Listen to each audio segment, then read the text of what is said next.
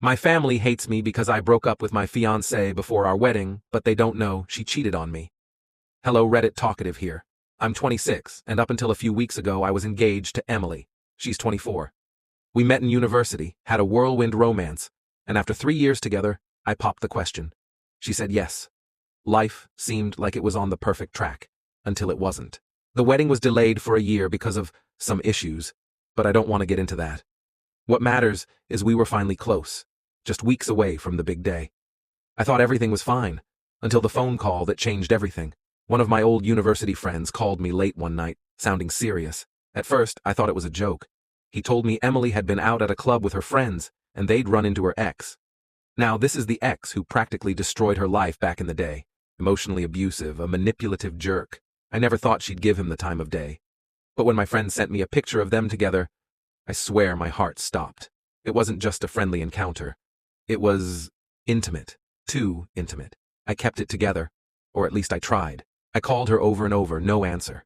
I felt this boiling mix of rage and betrayal. Desperate, I reached out to one of her friends who was out with her that night. She was drunk, and before I could stop myself, I demanded, "Where are Emily and her ex? Tell me now." Her response? She laughed. Like this whole thing was funny.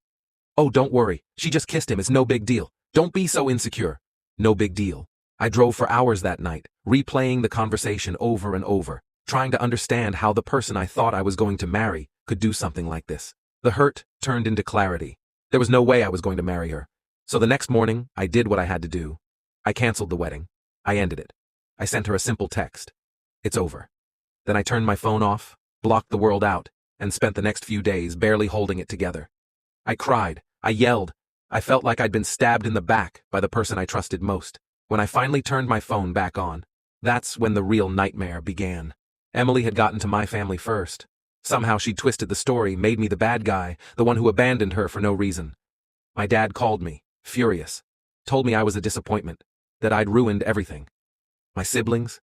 The same. I was bombarded with hateful messages, calls, texts, all from people who didn't know the truth. And now I'm stuck. Do I tell them what really happened? That she kissed her ex? That she lied to me? That I couldn't marry someone who betrayed me like that? Or do I let them believe the worst about me because maybe, just maybe, if they loved me, they wouldn't have doubted me so quickly? It's killing me inside, because I'm not sure I'll ever get my family back if I tell them the truth.